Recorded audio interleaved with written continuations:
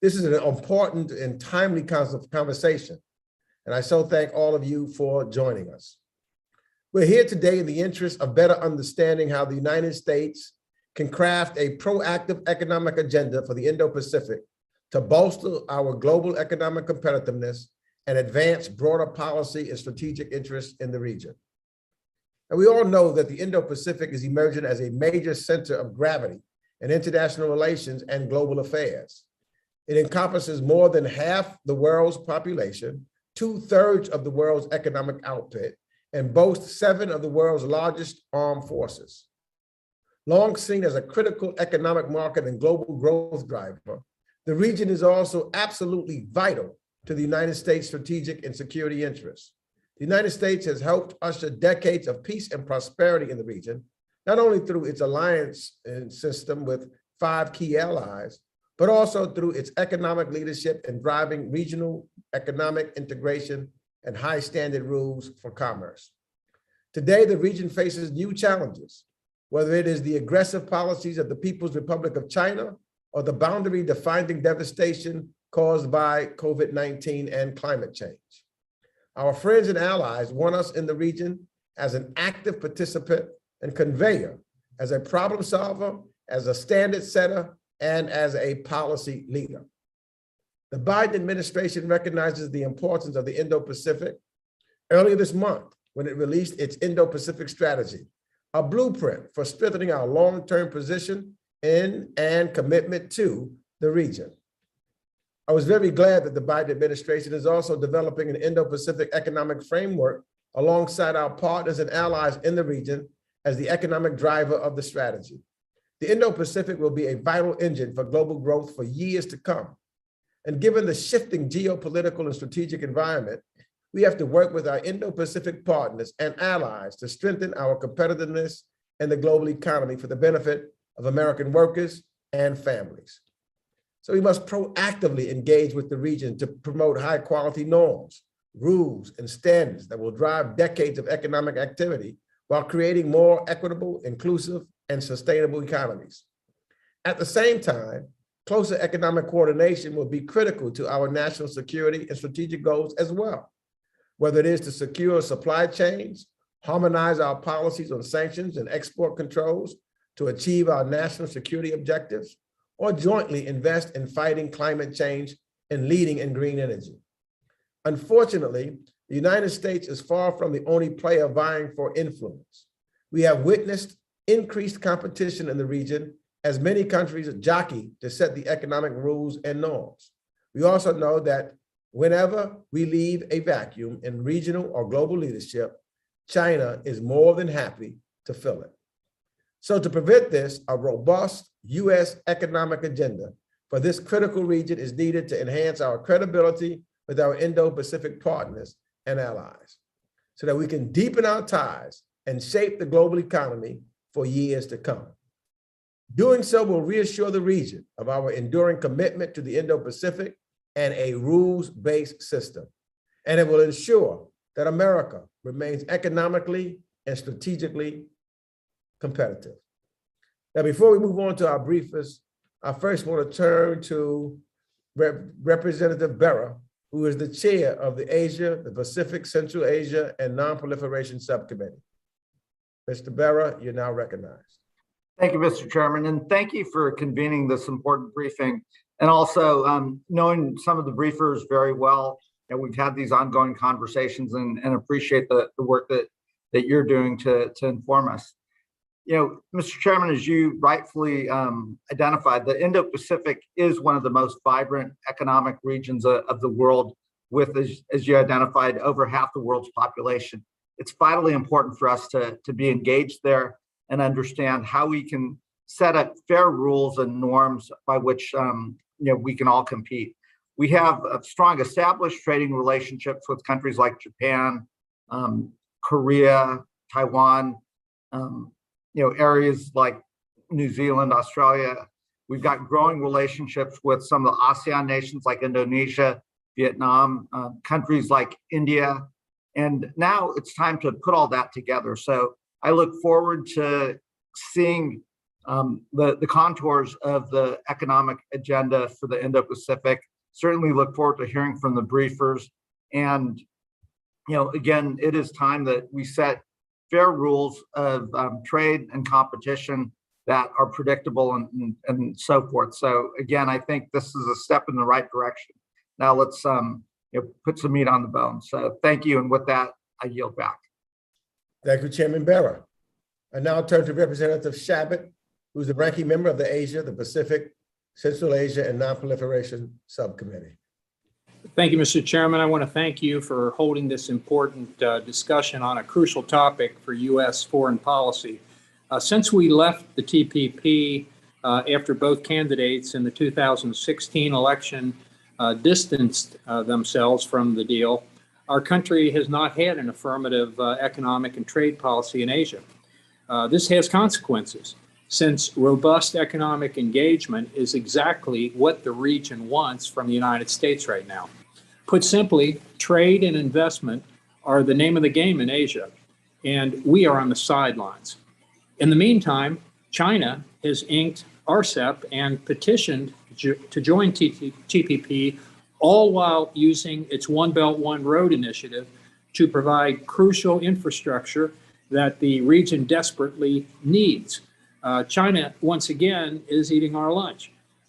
We, of course, know that many of those countries are, in effect, involved in a debt trap that they get dependent upon China. China oftentimes comes in and ends up taking over the assets, and the people are worse off of those countries than they would have been had they never got into the deal with China in the first place. Supposedly, to close the gap, the president announced that he would be proposing an Indo-Pacific economic framework during last October's East Asia Summit. As a firm believer that trade and investment abroad are good for this country, or good for America, I welcome a plan for economic engagement throughout the entire Indo-Pacific, from India to ASEAN and Taiwan, up to Japan and South Korea, and down to Australia and New Zealand.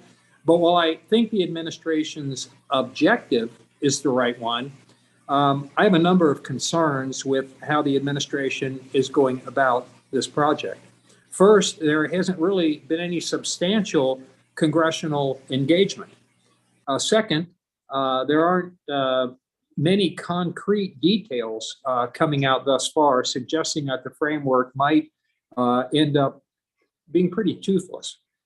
Third, at least one high standards economy, Taiwan, may well be left out of this altogether. We know the PRC is always putting the pressure on Taiwan, and I hope that if this does come together, that we will stand up with Taiwan and for Taiwan. Fourth, the administration has decided not to offer market access as part of the framework.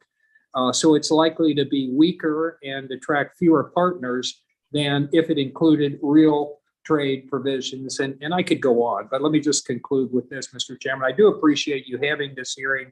I do think that Congress needs to be involved at the early stages in something that could be as significant as this. It's early to know whether that's the case or not, but could be. And I hope that we can work together to actually have a very strong trade work, a framework that is going to work for our businesses and job creation in this country, and just be the right thing for the U.S. And at this point, I'll yield back. Thank you. Thank you, Mr. Shabbat. I'll now introduce our briefers. First, we have Ms. Wendy Cutler, who is the Vice President of the Asia Society Policy Institute and the Managing Director of the Washington, D.C. office. She joined the ASPI following an illustrious career of nearly 3 decades as a diplomat and negotiator in the Office of the United States Trade Representative, where she also served as acting Deputy U.S. Trade Representative. During her USTR career, she worked on a range of bilateral, regional, and multilateral trade negotiations and initiatives, including the U.S.-Korea Free Trade Agreement, the Trans-Pacific Partnership, the U.S.-China negotiations, and the WTO financial services negotiations. Next, we have Evan Feigenbaum, who is the Vice President for Studies at the Carnegie Endowment for International Peace, where he oversees research in Washington, Beijing, and New Delhi on a dynamic region encompassing both East Asia and South Asia. From 2001 to 2009, he served as the U.S. State Department as Deputy Assistant Secretary of State for South Asia, Deputy Assistant Secretary of State for Central Asia, a member of the policy planning staff with the principal responsibility for East Asia and the Pacific, and an advisor on China to Deputy Secretary of State Robert B. Zoellick. Following government service, he was vice chairman of the Paulson Institute and the co-founder of the Marco Polo, a digital venture on the Chinese economy, head of the Asia practice on Eurasia Group, and senior fellow for East, Central, and South Asia at the Council on Foreign Relations.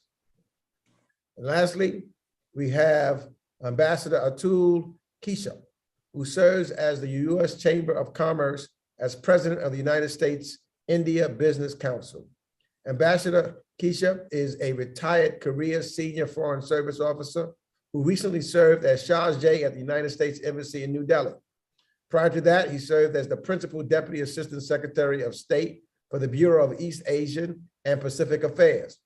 Across his 28-year career as an American diplomat, Ambassador Keshap served at postings in India, Morocco, Guinea, as the United States Ambassador to Sri Lanka and the Maldives. He has served as Deputy Assistant Secretary of State for South Asia, as U.S. Senior Official for Asia Pacific Economic Cooperation, and as an Office Director in the Bureau of South and Central Asian Affairs and in the Bureau of International Organizational Affairs. So you can see we have talented briefers here today. So with that, we'll now hear from our briefers, starting with Ms. Cutler.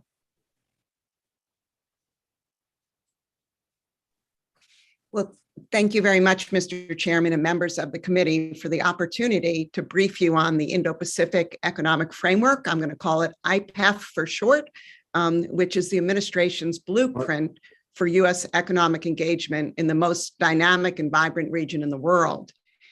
Let me just make this point clear. If the United States is serious about being a strong and enduring regional partner, security ties and political engagement are insufficient.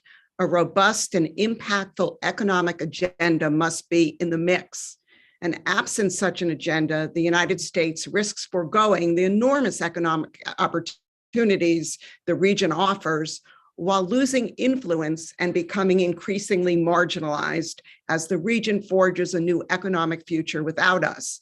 And they're doing so as we speak. RCEP's been in effect for about 2 months now. 4 economies, including China, are lining up to join the CPTPP. To be clear, our regional partners still hold out the hope that the United States will return to the CPTPP. But for reasons we all know too well, that's not a live option, at least for now.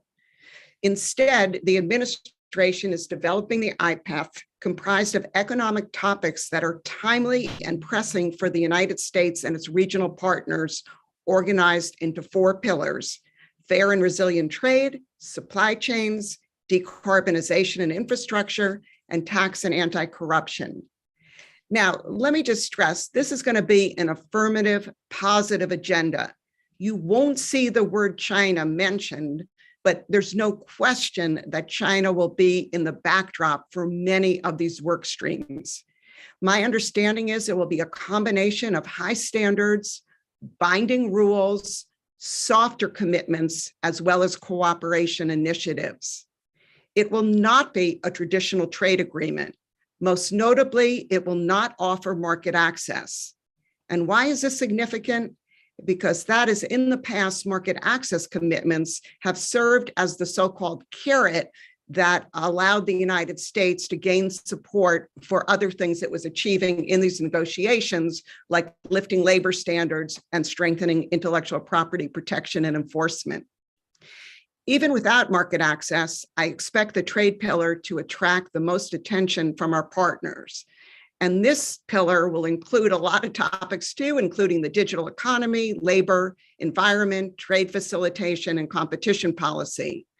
And in each area, USTR will lift language from existing agreements while supplementing it with new and innovative provisions to better address the concerns of workers, middle-class families, and small and medium-sized enterprises. And I expect the digital component will feature prominently in the trade pillar, something that this committee in particular has been interested in. Now, how will our partners respond? So based on my conversations with current and former officials, let me just share 6 points I'm hearing, 6 questions. First, they're wondering, will there be enough economic heft here? Is IPEF sufficiently robust? Is it paving new ground on these issues? Will it carry the weight of a CPTPP-like proposal and be viewed as a credible alternative? Second, with respect to China, will it somehow be asking them to choose between the United States and China, a choice that most are reluctant to make given their extensive and growing economic ties with their large neighbor? 3, inclusiveness. Will it be drafted in a way that will attract partners throughout the region, not just the usual suspects? 4th, will it provide incentives for countries to join? They're going to ask, what's in it for us? In the absence of market access, will you be providing us capacity building funds, infrastructure financing, or other incentives? 5th, will there be a sustained senior level focus to this initiative? Through the years, they have seen numerous initiatives rolled out by successive administrations with big fanfare, but modest follow through. And finally, and I think this is where Congress plays an important role, is endurance. Will this initiative garner the needed bipartisan support to ensure that it will continue under a new administration? Many are still feeling the scars from TPP withdrawal. So in conclusion, let me just say that certain partners, including Japan, Australia, and others, are already sending positive signals on the IPEF, albeit anxiously awaiting the details. Their initial support is driven by a strong desire to see Washington pursue a credible and robust regional economic agenda. And indeed, this is encouraging. But the ultimate key to success, in my view, will be to attract members from all corners of the region, particularly Southeast Asia, where China's economic gravitational pull is strengthening. Thank you. Thank you. I'll now turn to Mr. Feigenbaum for his opening remarks. Great. Well, thank you. And Mr. Chairman, ranking member and members, I too am very grateful for your invitation. Quite rightfully, our eyes are focused on what's happening in Europe, in Ukraine. But as everybody has said today, America's future in Asia is vital to our future in the world. And so I appreciate so much that you're holding this briefing today. Now, in my very fast 5 minutes, I want to say something about the geopolitics of American leadership in Asia and about American choices. And that's mainly to help frame this in a larger context. The fact is, Asia has changed dramatically. And it changed especially during a critical decade between the Asian financial crisis in 1997-98 and the global financial crisis in 2008. But the United States, in my view, has not adapted to this change. And we are at some risk, therefore, of losing the plot.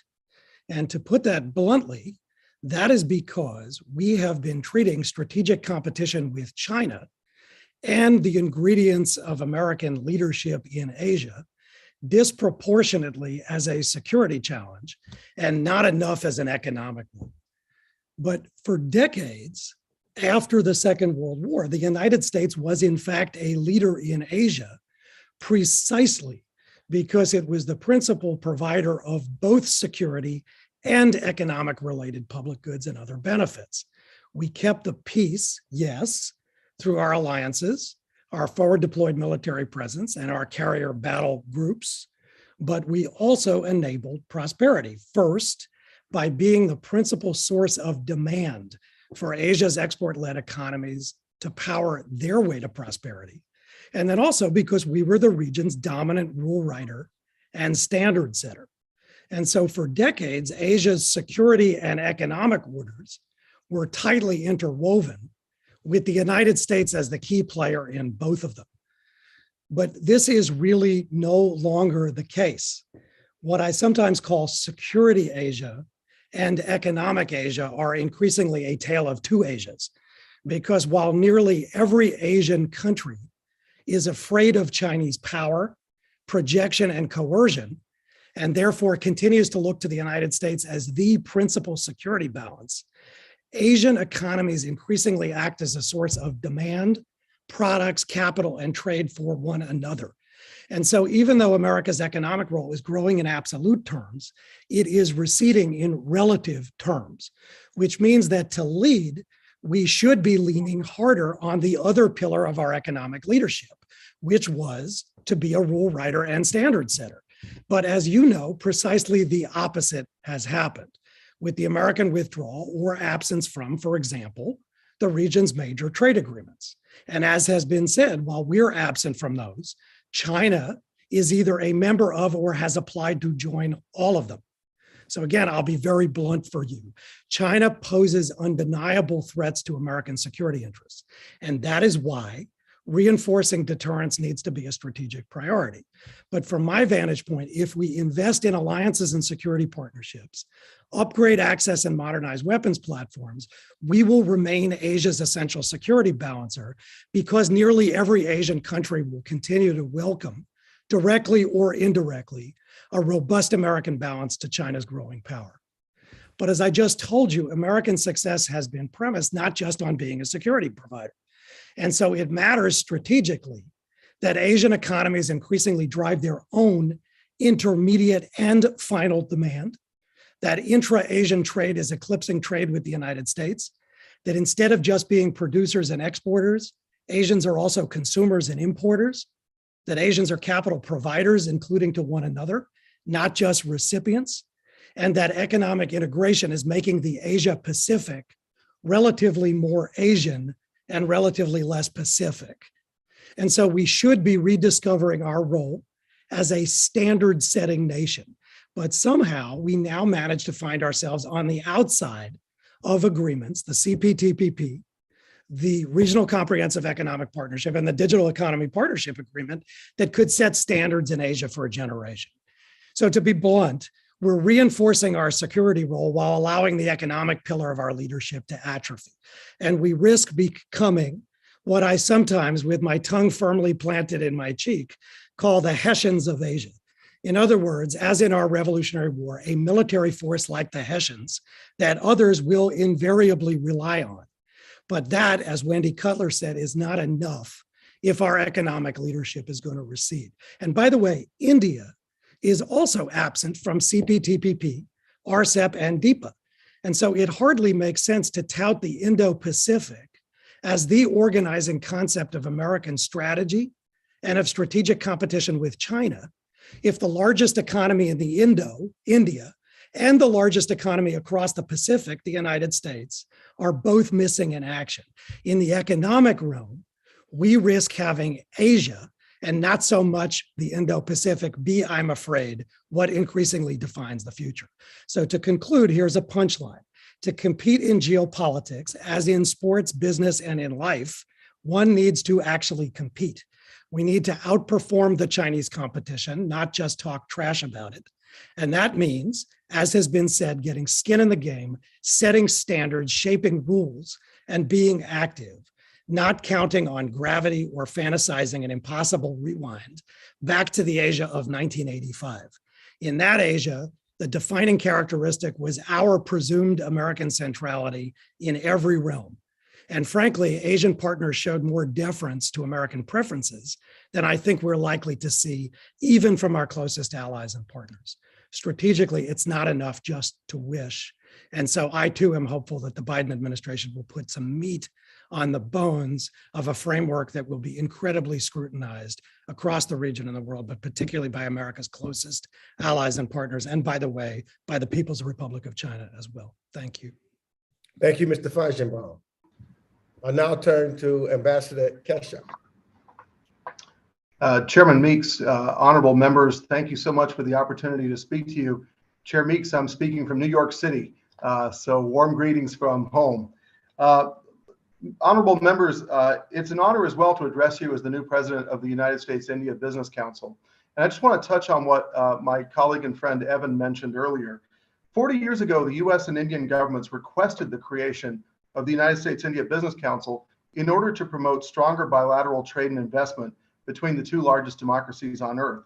And over the years, commerce has boomed between our two countries, and there is still immense scope to expand it further, especially in high-tech fields, research and development, digital economy, health and life sciences, clean energy technologies. Why do I mention this? Well, honorable members, I address you in service of that mission.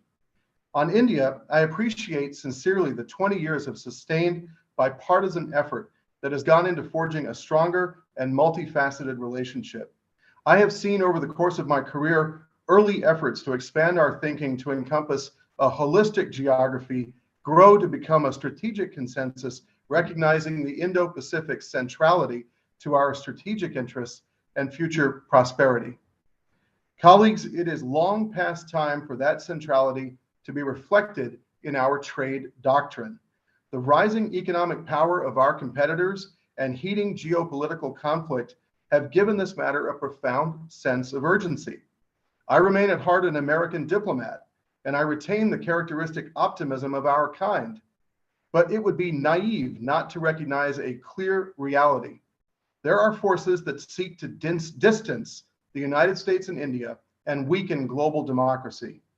If the great democracies cannot get our acts together to face down these threats, authoritarian regimes will write the rules of the 21st century, and we will all live in a world that is poorer and crueler because of it.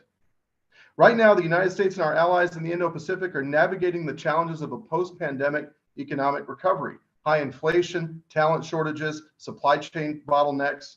Our adversaries assume we lack both the economic confidence and capability for coordination needed to counter these challenges, leading them to question our leadership on the world stage. In this competition with authoritarianism, our ability to work with allies and like-minded partners, along with the prosperity, ingenuity, and confidence of our people, will be our greatest assets. The Indo-Pacific economic framework can be bolstered both by constructing a trade architecture that enables strategic cooperation and creates a secure supply chain for the free world, and by spearheading an abundance agenda that raises living standards for Americans and for billions of our friends in the region.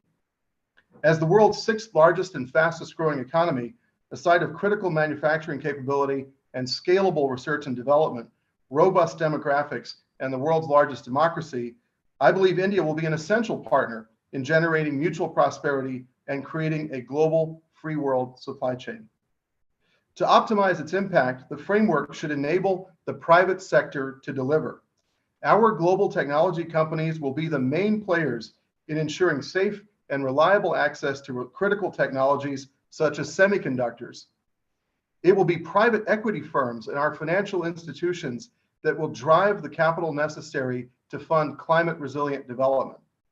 The incentives and actions of these players are set by, enabled, and limited by the trade architecture. Trade is the muscle and sinew of our strategic relationships.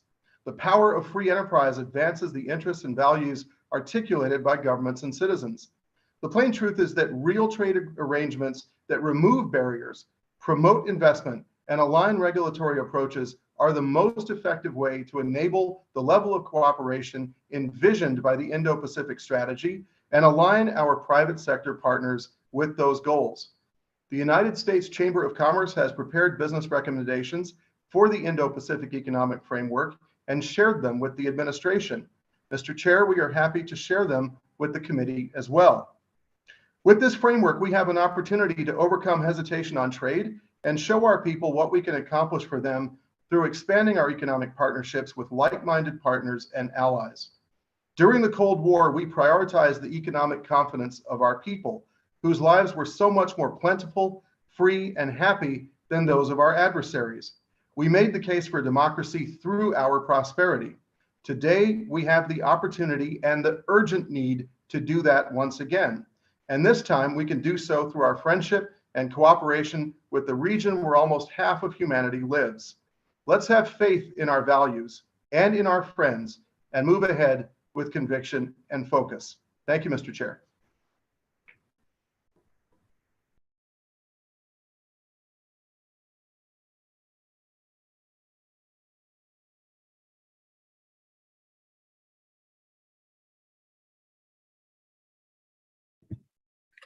It looks like you're muted, Mr. Chairman. Thank you for that. I want to thank the ambassador for his comments. I'm now going to recognize members for questioning. In the time that we have remaining, I'm going to ask everyone to be mindful of ensuring as many members as possible have the opportunity to ask questions, as our stop time is at 4:30. I'll start by recognizing myself for 5 minutes. In my China bill, the Eagle Act, and I urge the administration to volunteer to host APEC. Therefore, I was very happy to hear this month that the administration has, in fact, successfully secured the role of host in 2023. So, Ms. Carter, I know you were a very early advocate of this idea. And with the United States now slated to host next year, what should the United States do to best advance the principles and goals of this economic framework and the United States economic and regional interests more broadly in the Indo-Pacific? Well, thank you, Mr. Chairman, and you're correct. I think the opportunity for the United States in hosting APEC just offers a lot of avenues for advancing our values and our standards. And so my first recommendation would be putting together a robust agenda for APEC that touches on many of the same issues in the IPEF, including resilient supply chains, lifting environmental standards, and dealing with clean energy and other issues of IPEF. I think the two can be complementary, even if all APEC members don't end up being members of the IPEF. I think the two initiatives can go hand in hand. I would also say it's an amazing opportunity for the United States to showcase our country, right? Because we're going to have the leaders come here from 21 Asian economies. We're going to be officials throughout the year. And I think that's an enormous opportunity to really build ties with Asia and show the American people how their lives are interconnected with their Asian colleagues. Thank you for that. Let me move to Mr. Feigenbaum. I'm concerned that we are not at the decision-making table in the region when it comes to economic issues. So in your view, how do the region's big economic initiatives, the CPTPP and the REC and the RCEP, tangibly affect U.S. strategic interests in the region? And how do you see these groupings impacting on our presence in the region and our ability to compete effectively with China? Well, I think, as I said in my remarks, Mr. Chairman, in the first instance, it leaves a perception that the United States is either disinterested in the region or is a one-dimensional player in the region that views the core structural problems, including competition with China, by the way, through the lens of security. That is not a good taste to leave in regional capitals because, as somebody said in the opening, the business of Asia is still business. Second, we often hear how active American firms are in the region, and indeed they are. If you look at foreign direct investment as a metric as opposed to just trade, it is true that China is the major trading partner for almost every player in the region. But as an investment player in places like Australia, for instance, the share of direct American investment dwarfs that of China. And in regions like Southeast Asia, for example, Japanese investment, even in infrastructure, despite all the emphasis on the Belt and Road, continues to dwarf China's. That said, business is business, and American business has certainly demonstrated that it can operate in all kinds of rule-making environments and rule-set environments. American business has operated in China for decades under Chinese rules, in India under Indian rules. German business, as we're discovering, has been operating in Russia under Russian rules. And so it is important, for the reasons that Wendy, Atul, I, and members of the committee have all said, for the United States to shape the rules. The problem now is that those agreements and other ad hoc discussions among Asian players themselves without the United States in the room are setting standards. And what will happen is that American firms will be compelled to adapt to theirs. potentially in some case lowering the standards, but even in high standard situations, without American interest being reflected. And so it's important to be at the table for substantive reasons, not just perceptive or procedural ones. And that's why in my remarks, I put so much emphasis on having a seat at the table. So the framework hopefully will begin to do that, but I share some of the skepticism of members of the committee. Well, thank you. In the little time that I have left, Ambassador Keshap, Commerce Secretary Gina Raimondo has stated that the administration intends for the framework to be flexible and inclusive so that many different countries can participate. In your view, what economic partners should the United States prioritize for involvement in the framework to support an Indo-Pacific that shares respects for a rules-based order? And what priority issues do you think our partners would be most excited to see included in that framework? Well, I think basically our partners are going to be excited to see leadership from Washington. They are eager for it.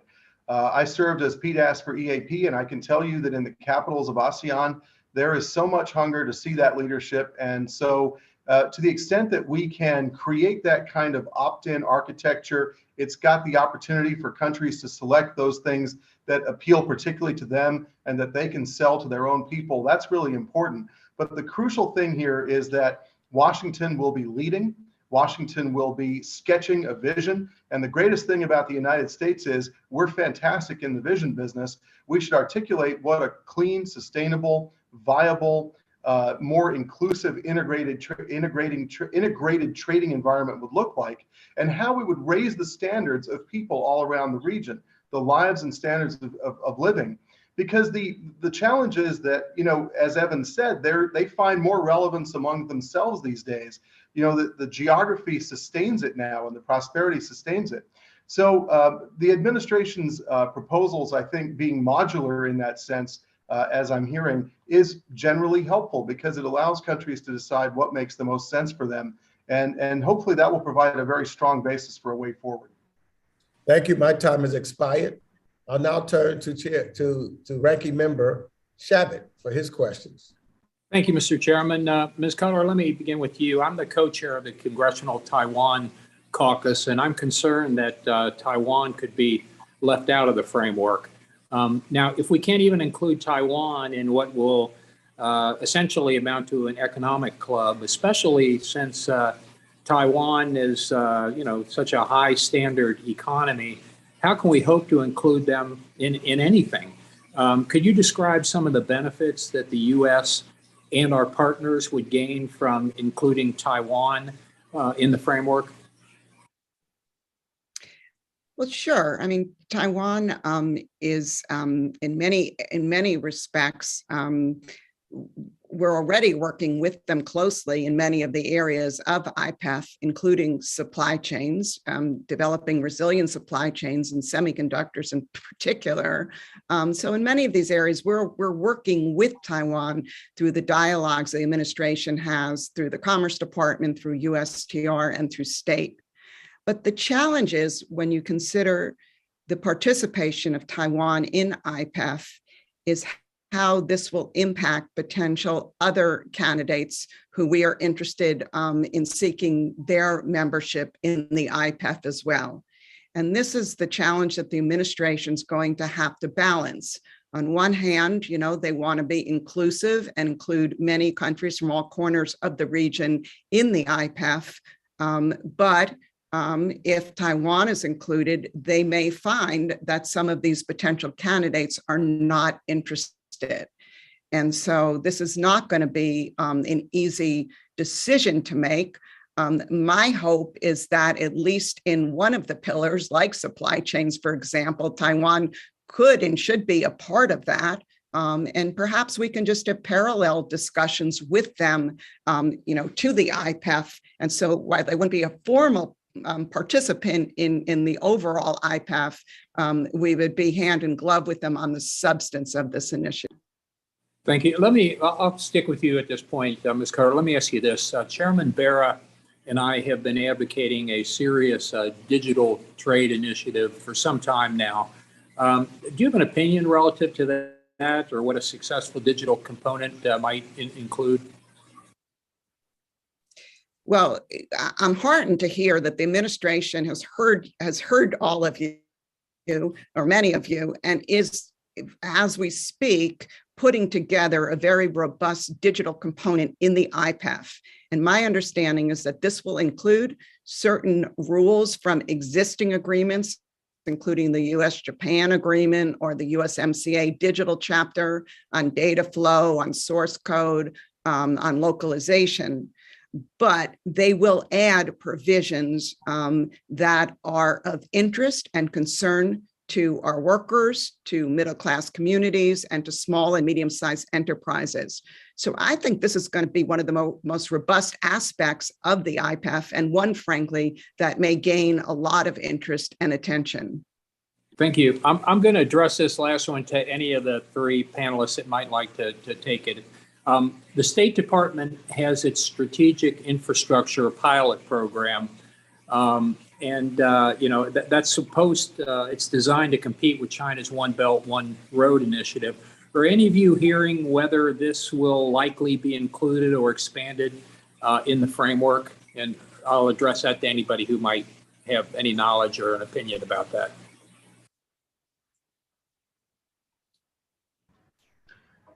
I don't have particular insight, Representative Shabbat, but I will say that we need to get a whole lot faster at implementation. When I was ambassador in Sri Lanka, the speed at which the Chinese were doing major projects in that country was a reminder of what Evan said, that we need to compete and we need to be a lot faster. Over. I could add something. Yes. With your indulgence, that part of the challenge with competing with the Belt and Road is that in Asia, we're fighting the map and we're fighting economic gravity. We're fighting the map because China is the only country that's contiguous to every subregion of Asia: Northeast Asia, Southeast Asia, South Asia, Central Asia. So you can build a highway from Kazakhstan to Western China. You can't build a highway from Kazakhstan, obviously, to California. So the challenge for the United States is not to try to out-China China by competing apples to apples, but from my vantage point, to leverage uniquely American strengths. What are those? Access to the capital markets, best-in-class technology firms, science, technology, engineering, and mathematics education, preponderant voting weight in all of the relevant international financial institutions, the EBRD, the ABD, and the World Bank with our Japanese and European allies. Those are the things that the US is focusing, I think, too little on, while focusing too much on the hard infrastructure piece. And what we hear from a lot of countries is, even if the Chinese build a road, just because you have a road, when you have inefficient borders, inefficient customs, the soft connectivity that makes an economy actually tick, the Chinese aren't doing enough of that. And so in parallel to the hard infrastructure, I hope you all can urge the administration to focus as well on soft connectivity, the underwiring of infrastructure, some hard infrastructure, but also the things that would boost their bargaining power with China and give them some of the things they need to ensure that that infrastructure is used in a more macroeconomically sustainable way. Thank you. My time's expired, Mr. Chairman. I yield back. Thank you. Now I will, Angel will call on all additional members by seniority, alternating between Democrats and Republicans. Angel? We'll now turn to Representative Berra for his 5-minute question. Are you going in full committee seniority? No, I guess we're going to the subcommittee chair first. Makes sense. Okay. Thank you, Mr. Chairman. One thing, I heard the comments of Chinese economic engagement and finance. Ambassador Keshap, obviously in Sri Lanka, they did move with rapidity, but Sri Lanka now finds themselves in a debt crisis, and in conversation with them, some of the Chinese finance mechanisms are not always in the best interest of that country. That you and I have talked about that in the past, and certainly we've got to be there engaged. This is a question for Ms. Cutler and actually for any of the panelists. We've touched on it a little bit, and I think as we move the economic framework and have debate in Congress, some of the challenge will be there's already high standard countries that will be really easy to put together as a coalition: New Zealand, Australia, Japan, Korea. where we'll be able to address labor issues, we'll be able to address environmental concerns and so forth. And I think there'll be one camp that kind of pushes to say, okay, let's bring the coalition of the willing at the high standards together and get something done. On the flip side, it is, at least my impression is, it's equally important for us to bring along the ASEAN countries, you know, the Indonesias, the Vietnams, others that want to be engaged in this framework and in a framework of trade.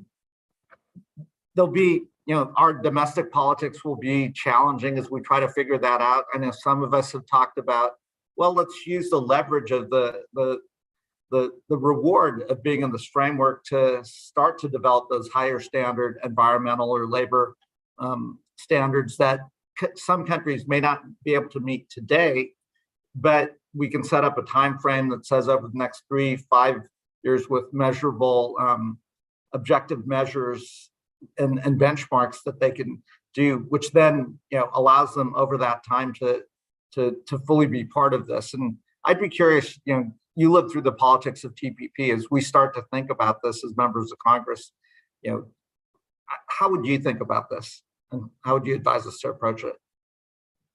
Well, I couldn't agree more that this is just, it's another challenge the administration faces on what it's trying to balance high standards with broad participation. And we saw that in TPP itself. While Vietnam and Malaysia joined TPP, many ASEAN countries, including Indonesia and the Philippines, they just couldn't meet those standards, so they never joined. And so this is a real problem. I think the administration gets it. And the reason I say that is because they're describing kind of a flexible mechanism whereby countries can opt to join certain pillars, but not other pillars. In other words, the ones they're ready to join, the ones they think are in their interest, but the ones where they're not ready, they're not going to be forced to join everything together. The one exception there, however, will be the trade pillar. And my understanding is that you can't pick and choose within the trade pillar. So if you want to do digital trade, you also have to do worker rights, environment, competition policy, et cetera. Let's see how that proceeds, and let's see you know, how countries respond once they see the details. And what I would urge, you know, this committee in Congress to do is, if it looks like this initiative is just becoming kind of a coalition of the usual suspects, you know, the Japans, the Australias, the Koreas, the New Zealands, the Singapores, then maybe, you know, a second look needs to be given to look for additional flexible mechanisms to encourage more extensive participation. And I'll just, you know, emphasize at the end of my testimony, it's in Southeast Asia where China's gravitational pull is just getting stronger and stronger. And so for me, when I look at this initiative, I'm going to assess the success based on the ability of the administration to really attract you know, very active and deep participation by the Southeast Asian countries. Great. In the few seconds that I have left, Ambassador Keshap, a trade deal or even a framework with India has always been elusive. Are you optimistic about our getting something done? I'm always optimistic. I think we have to keep having an ambitious vision. I think there's a lot we still have to do between the US and India to bring our countries even closer together. Look, I put blood and toil and sweat into the nuclear deal, as did many members of Congress and many other people around both countries. If we can get that done, we can definitely get a trade deal done. It will take determination and political leadership on both sides. And I think it'll unlock a lot of prosperity and potential for both of our countries. Great. Mr. Chairman, I'm out of time. I will yield back.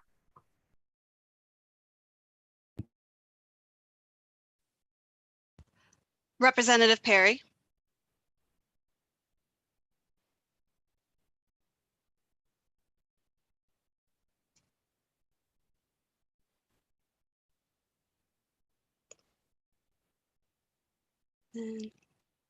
Representative Green.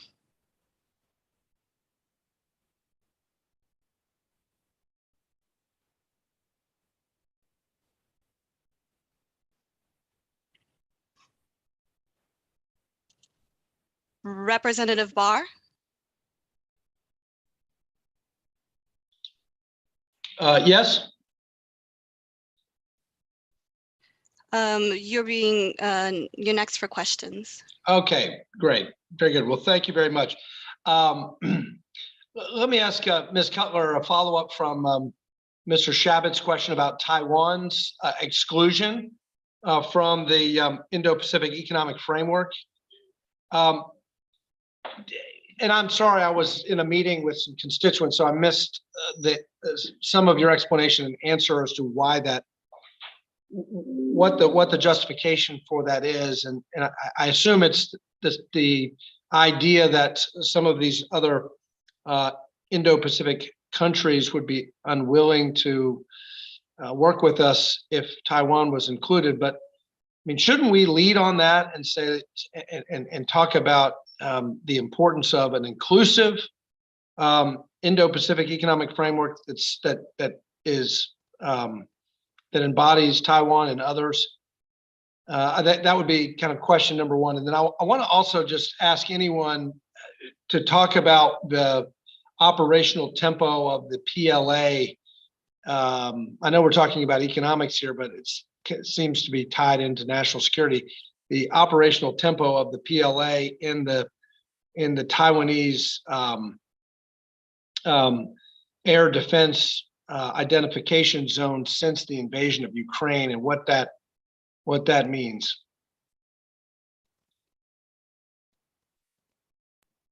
Well, maybe I can start and answer your first question. First of all, to make it clear, no one's been included or excluded yet, because this initiative has not yet reached fruition, right? And so I know informal conversations are going on with different partners throughout the region, but no decisions, at least as far as I know, have been made by the administration of who's in and who's out. And again, my understanding is you don't have to be in for everything. You can be in for parts of the framework. The point I was making earlier is the point you mentioned, that as the administration looks for expanded membership in the initiative, they will probably hear from some partners in the region that they might be reluctant to join if Taiwan is in. And I think those are private conversations that the administration needs to have with the partners, and as they try and make a decision about how to handle Taiwan with respect to the IPEF. But I would just underscore that even at the end of the day, if Taiwan is not an official member of the IPEF, there may be opportunities for them to join certain pillars, or there are definitely opportunities for the administration to work on these issues with Taiwan in parallel to the overall IPEF initiative. Okay, very good. Anyone else want to chime in on that? Yes. Yeah, I'd like to make 2 points about Taiwan. One is economic and one relates to security. On the economics, Taiwan is a very competitive economy in some ways, but there has been some significant erosion in my view. And we have a stream of work here at Carnegie on the Taiwan economy in some of the structural fundamentals of Taiwan's competitiveness. I'll just throw a few out for you to keep in mind. One is scale. Because Taiwan has only 23.6 million people, it is harder, for example, to do something like a clinical trial for a drug, a cancer drug, than in the People's Republic of China, where you have a population of 1.4 billion. Second, many Taiwan businesses are domestically focused. They're insufficiently international, and that's one reason why Taiwan has struggled to build platform companies. And third, the economy is most competitive on hardware, not on software, and not especially on the integration of hardware and software.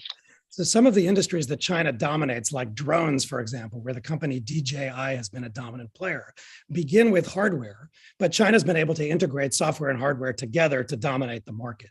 So a robust US-Taiwan economic agenda, part of the challenge is that the idea of a bilateral trade agreement has sucked the oxygen out of the entire conversation. We keep talking about a BTA, which would be terrific, but there's not enough going on to address some of these other fundamentals. So we've made some recommendations at Carnegie that I'd love to share with you offline about ways to remedy some of these structural deficiencies, help build a software advantage, STEM education initiatives for Taiwan that would help to also remedy some of these deficits. And that's where a broader US US-Taiwan agenda, quite apart from the Indo-Pacific framework, ought to be focused. On security, I, of course, don't have access to information about the tempo of PLA, but I will say I would encourage members of Congress to think about Chinese coercion of Taiwan, not just in its military dimension. China has spent 15 to 20 years building up a very robust toolkit of both kinetic and non-kinetic tools. And we could spend all day thinking and talking about some of those non-kinetic tools that would be designed to pressure Taiwan in various ways. So a counter-coercion strategy, but also thinking about strategy, needs to account for some of that as well. That's something you might press the administration on, but it's also something that there's been some good thinking about in order to help harden Taiwan and shore up some of those fundamentals as well. Gentleman's time has expired. Angel? Thank you. Yes, Representative Sherman. Thank you. It's good to have a panel of experts here in the Indo-Pacific region because tomorrow there's a vote in the United Nations on condemning the invasion of the Ukraine. And the following nations are listed as undecided and are in the Indo-Pacific region, most especially India, but also Bangladesh, Sri Lanka, the Philippines, Thailand, and Pakistan. Can you give us some advice on how we as members of Congress can persuade these countries to make the right decision?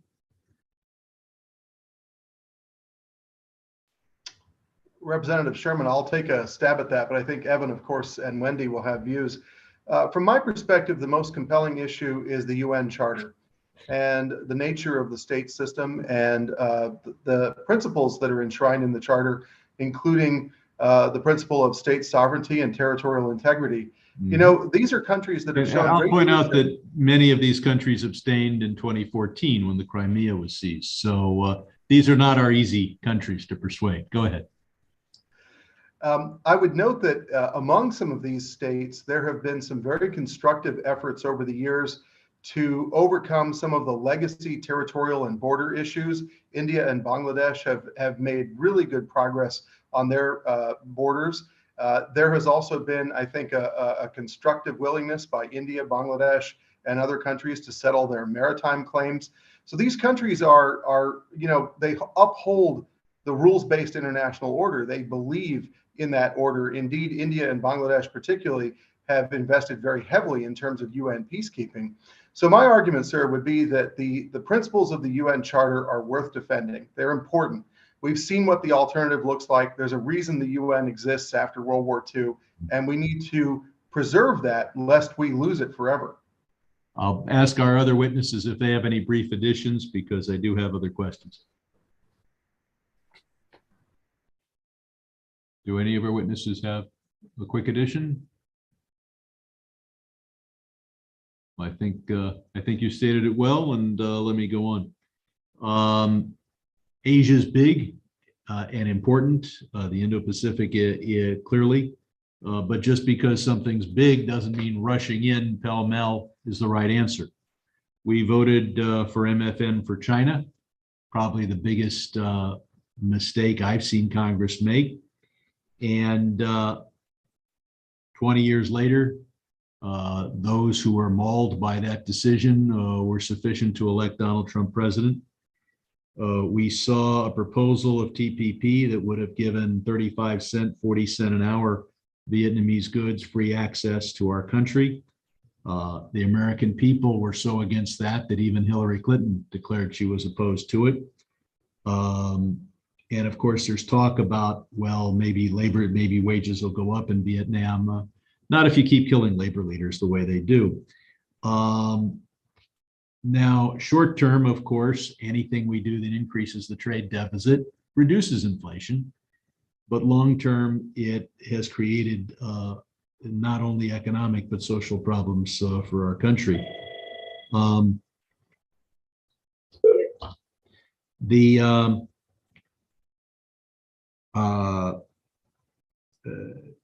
The question I have is, are we moving toward something that will decrease our trade deficit or increase our trade deficit, knowing that every $1 billion in trade deficit costs us 10,000 jobs every year?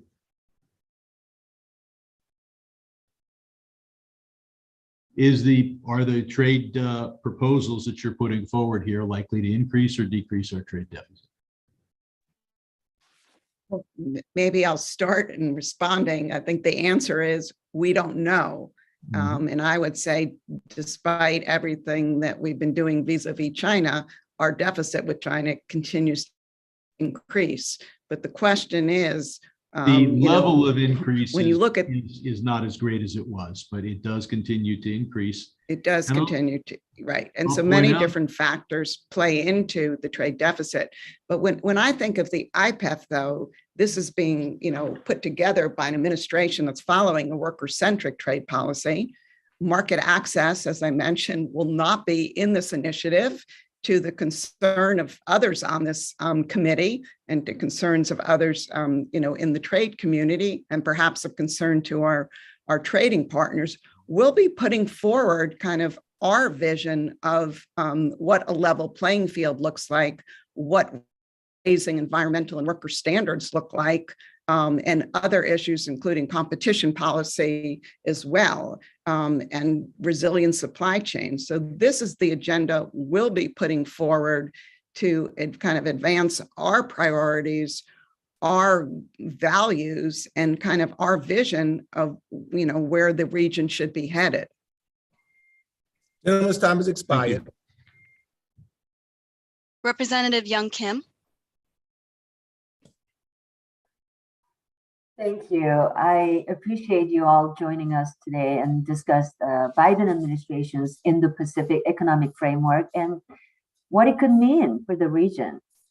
Ms. Cutler, as already mentioned by colleagues who spoke before me, the recent Politico article about the IPAF revealed that Taiwan may be possibly left out, following the concern that it may make other countries in the region reluctant to join. My view is that considering Taiwan's critical position in the high-tech global supply chain and China's current aggressive actions across the Taiwan Strait, it makes no economic, political, or common sense for Taiwan to be excluded just to avoid offending People's Republic of China.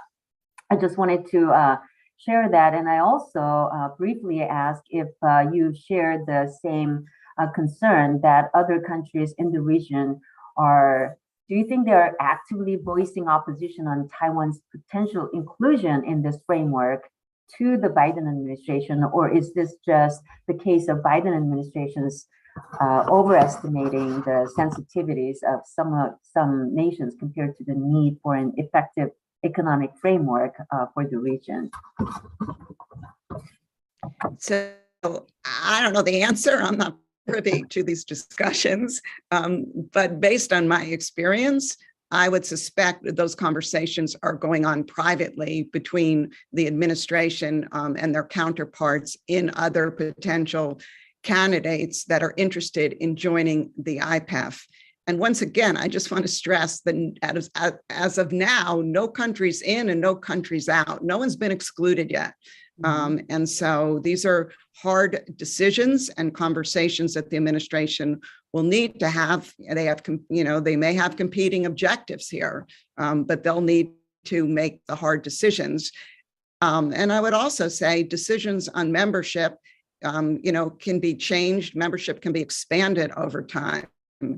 I mean, to be quite honest, I'm a bit skeptical that India can be kind of a founding member of this initiative. I think geopolitically, it's important that we try and include them, but I also think we need to be realistic, and maybe we could work with them bilaterally to get them ready at some point to be a full member, as maybe they just choose to join one pillar or another pillar. But these are all the kind of, when you talk about membership, it's pretty complicated, and the administration is going to have to make some tough decisions. Thank you for that. I appreciate that part of your professional background at USTR included the experience of negotiating. Actually, you were the chief negotiator for the US-Korea Free Trade Agreement, and that is approaching its 10th year anniversary. So I want to ask you how, in your opinion, would the negotiation and the implementation of the IPAF affect the state of U.S.-Korea trade relations and the existing KORUS FTA? And what outstanding issues remain that must be addressed in the IPAF for this bilateral relationship?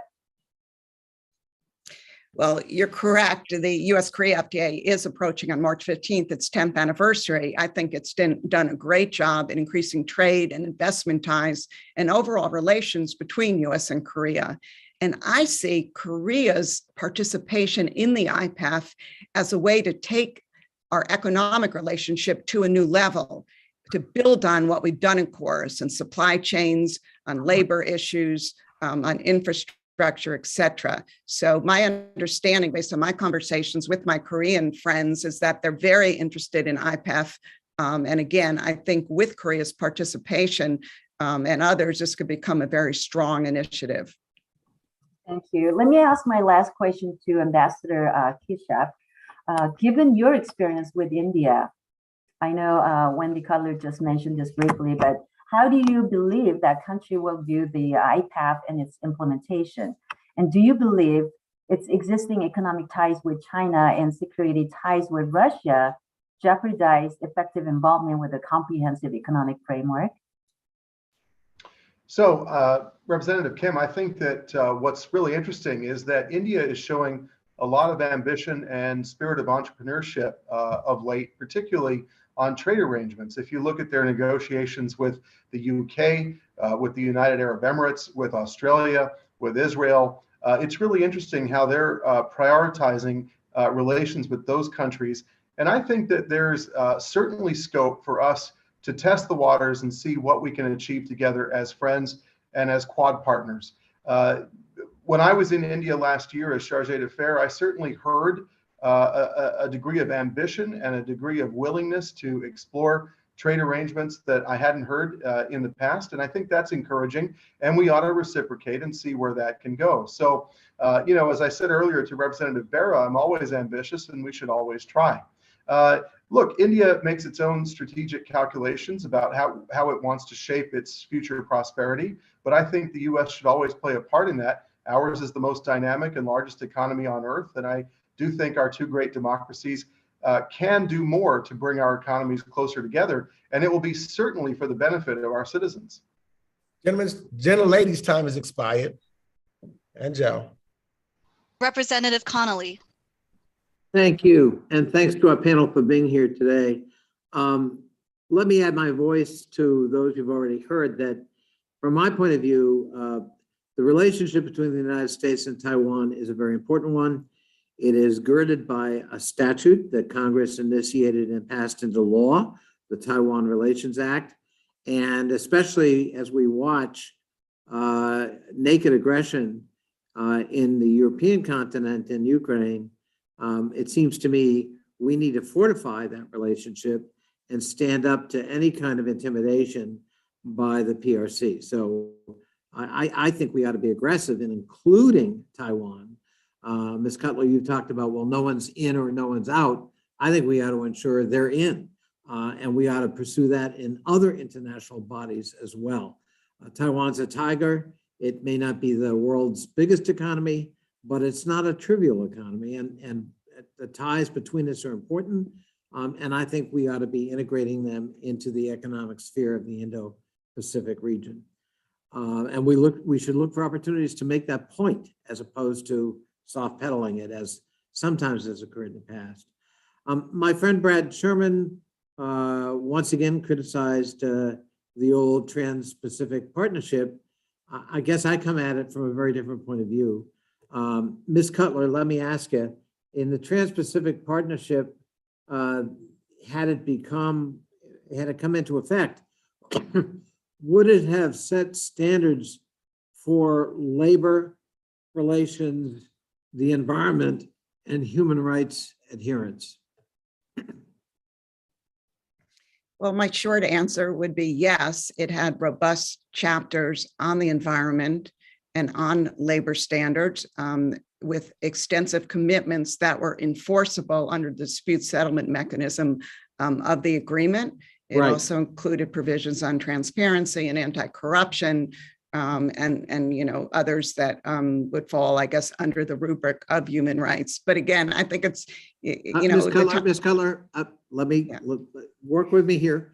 So when that agreement, which was a U.S. negotiated agreement, was killed by the previous administration, did those standards somehow survive?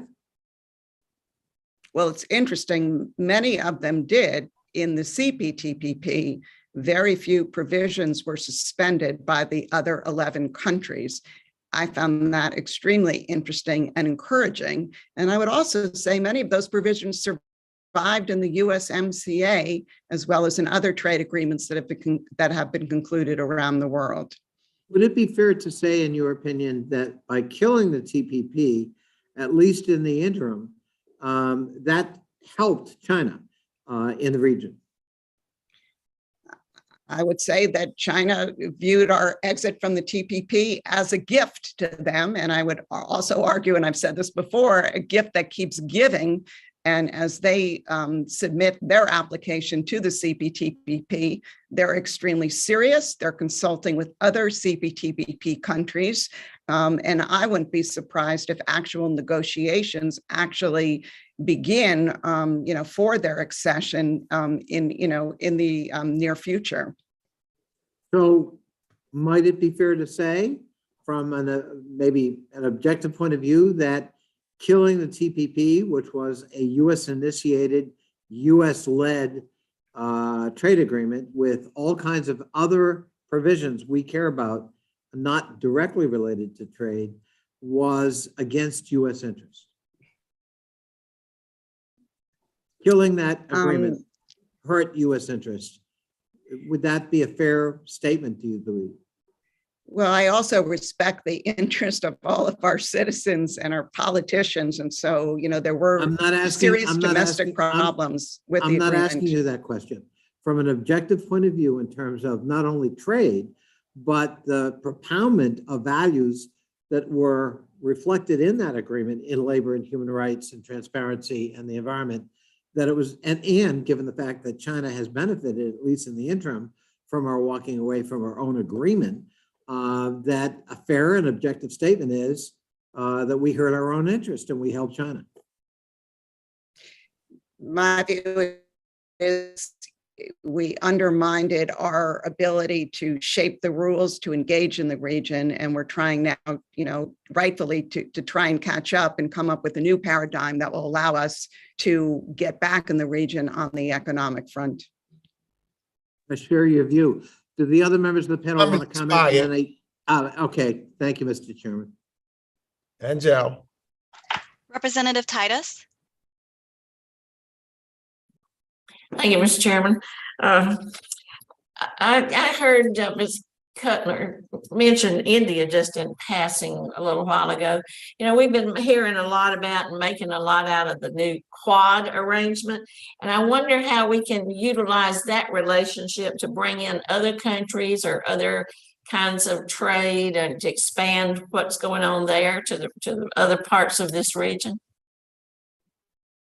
Well, that's a great question. And when you look at the economic agenda of the Quad, which is dealing with supply chains and health issues and advanced technologies, these are many of the same issues that the administration plans to pursue under the Indo-Pacific economic framework. So I think there are enormous synergies between these two initiatives. There'll be an overlap in membership as well. And so I think when I look at the region, I see the administration is focused on certain issues and is really utilizing any grouping or utilizing as many groupings of countries as possible to advance those interests.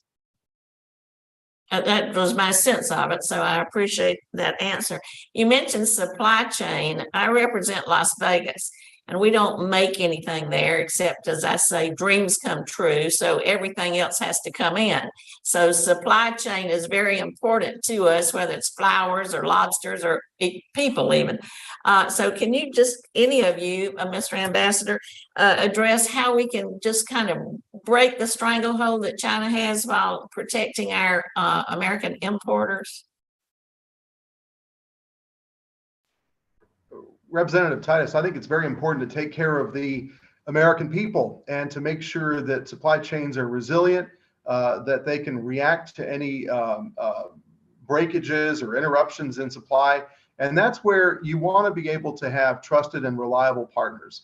I think it's critical. We know who our friends are in world affairs. I'll just tell one small story about way back in the early days of our pandemic when we needed pharmaceutical drugs and we didn't have enough in our country. India rushed to get those supplies to us. And similarly, last year when India had a really tough time with Delta, the Delta wave, we rushed hundreds of millions of dollars of supplies to them because that's what friends do. We rely and we trust on each other and we help each other in times of need. So I think the key need here to take care of our people is to create robust and resilient supply chains. And I think you do that best when you work with like-minded partners where there's a great deal of affinity and mutual regard. You know, there are 4 million Indian Americans in this country, and there's been enormous growth in the relationship between the United States and India. And I think that's true of other places like Taiwan and Australia, New Zealand, Canada, UK. If we can weave together supply chains that help us as democracies take care of the needs of our citizens, then we're doing the right thing. And I think there's a large effort underway by companies, certainly the member companies of USIBC, and by the US government and other like-minded governments to see how we can learn from the supply chain problems of the pandemic and make sure they don't ever happen again. Thank you. Thank you. Thank you, Mr. Chairman. Now you're back. Our last question will come from Representative Spanberger. Thank you very much. I guess we'll get on that. Thank you for being here. Thank you, Mr. Chairman, for holding this. So I want to just address, ideally, if we have time, two things. Last week, India was one of the notable abstentions from the vote of the UN resolution condemning Russia's war against Ukraine. We know the two nations have ties that are decades old, and their leaders have met at least 20 times since Modi became prime minister. So experts often point to India's rivalry with China as a primary driver of its close relationship with Russia. Yet over the past decade, India has significantly increased its purchase of US arms, accounting for more than $20 billion worth. So I just want to focus on given the broad and unprecedented nature of the sanctions that we and other nations have put on Russia, what do you all think India will be able to do in terms of the balancing act that it's been attempting to maintain? Do sanctions help or hinder US efforts to overcome these bilateral trade issues? And if you could comment on that and what we're looking at towards the future, what you anticipate. And I open it to Evan, any. do you want that one or shall I grab it? Evan's pointing at me. Well, first of all, Representative Spanberger, fellow Virginian, great to see you. You're from down my parts of Virginia over there. It's great to see you. Thank you for that question. India is a sovereign country. It's a democracy. It guides its own national security and it makes decisions in its own best interests. What I would say is that I have seen the growth of US-India relations over the years of my career grow from, sort of what Dennis Cox famously called estranged democracies to something like a real convergence of values of our high-tech, most advanced parts of our economies, and also increasing geostrategic convergence, particularly in the Quad and in the geography of the Indo-Pacific. India is, like us, a vast pluralistic country. It has many different compulsions, many different interests that lead it in many different directions. So I'm not here to explain the Indian government's viewpoint. They can speak for themselves. But what I will say is that I have seen all kinds of flows of ebbs and flows of relations between the US and India. And over the course of my professional career, we have overcome any challenges. We have talked to each other in a respectful way. We have exchanged views. We have worked in a constructive way to move the relationship forward. It bears no resemblance to what it was 25 years ago. And I think there's still a lot of headroom in the US-India relationship, given their 9% projected growth, given their very promising demographics, given their increasing role in extremely high-tech stuff. I learned in the course of my new job that 20% of the R&D designers of semiconductor chips in this world are Indian. And so that is a reality that we have to factor in. And we have to find ways for our two democracies not only to get closer together, but to really make sure that the security and happiness of our people is assured. So on this, India has compulsions with Russia. They have compulsions in their neighborhood with territorial issues with China. I think as Americans, we are very civilizationally we have an affinity toward Indians for their democracy and the pluralism of their system. We've got to work through these issues as friends because we have to signal the strength of the two greatest democracies in the world. There will be moments like this, but as long as we talk to each other as friends, I'm sure we'll get through it and be on a stronger basis going forward.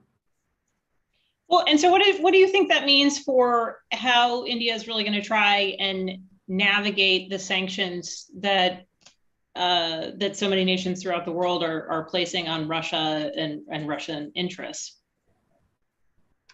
Well, my perspective on this is that nations make their own decisions. They make their own calculus. They take in all the inputs and then they decide what's best for them.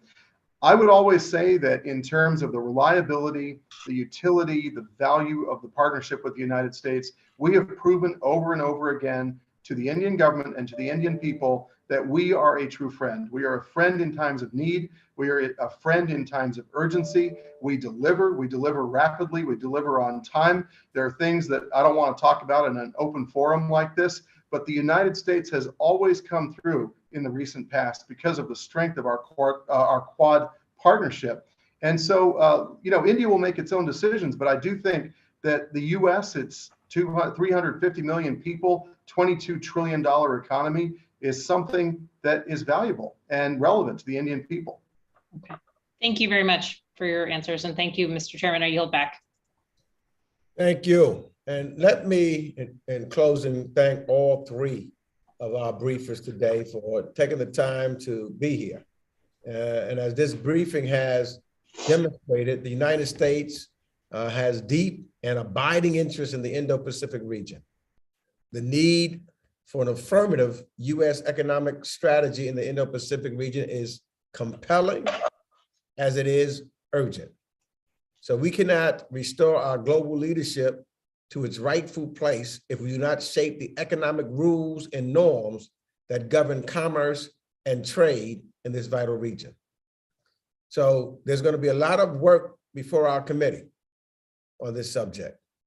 I look forward to continuing this dialogue and taking further action. And I thank you all for participating, and this briefing is now adjourned.